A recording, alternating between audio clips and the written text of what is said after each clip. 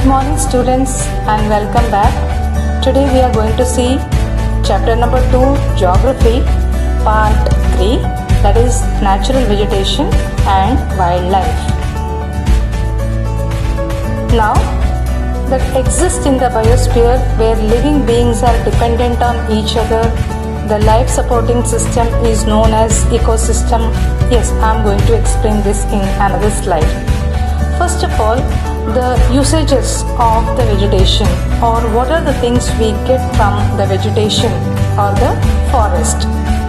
As you know, we get timber, that is wood, then shelter to animals. Yes, so forest cover is the shelter to animals.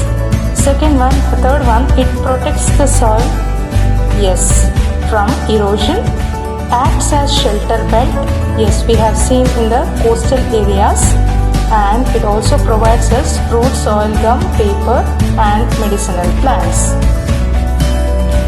Natural vegetation and wildlife exist only on a narrow zone called biosphere. So, it's a narrow zone.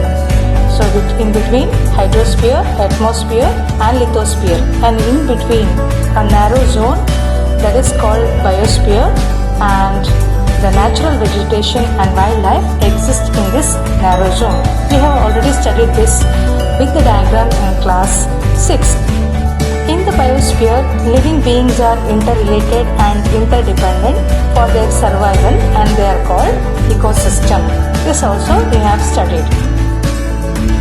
Now let's continue wildlife. Wildlife includes animals, birds, insects as well as aquatic life forms. And what are all we are getting from it? They provide us milk, meat, then hides, wool as well as honey. Insects like bees provide us honey, help in pollination of flowers, and have an important role to play as decomposers in the ecosystem. So, the animals, it may be big like vulture or a small creature, all are integral to maintaining balance in the ecosystem. Now, the distribution of natural resources. First of all, we have to keep in mind the growth of vegetation depends primarily on temperature and moisture. Temperature as well as moisture, these are the two factors that decides the growth of vegetation. Now we have already seen evergreen forest, okay, where we can find where the areas with heavy rainfall, that is tropical evergreen forest. So huge and dense growth of trees can be found. Areas with moderate rain means it is not too much, so it's moderate. Then density decreases. Density, thickness of what? We are talking about the natural vegetation, so obviously forest. The density of the forest that decreases. Then stunted trees. Stunted का meaning होता है is prevented from growth. Growth होने से उसको रोकना. So that is, अगर किसी को, if you might have seen in circus and all, that किसी का जो height है एकदम बच्चे जैसे होता है, stunt रहते हैं. So their growth is reduced, and that is called stunted. And here we are talking about trees and grasses, that is grassland.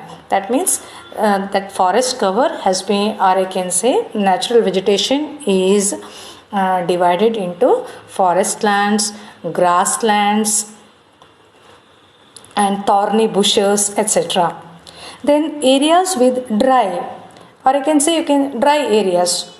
The type of vegetation we found here is thorny bushes, shrubs, then leaves have thorny and waxy surface. Waxy means that is just like aloe vera gel देखा आपने? Have you seen?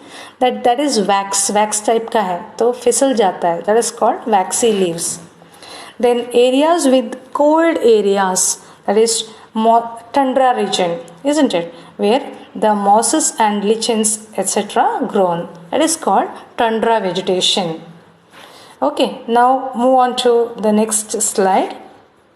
Here, in the previous one, I would like to say that national parks, wildlife sanctuaries, then biosphere reserves are made to protect our natural vegetation and wildlife. Let me repeat: national parks, then wildlife sanctuaries, these and biosphere reserves are made to protect our natural vegetation and wildlife. Now the classification of the forest. So evergreen, this thing is not there, it seems, in your textbook. They do not shed their leaves simultaneously in any season of the year. Deciduous shed their leaves in a particular season to conserve water. Then tropical, evergreen. Both type of forests further classified as tropical or temperate on their location in different latitudes, as well as temperate forest. Now, the conservation of natural vegetation and wildlife. Why we have to conserve? Need for conservation against.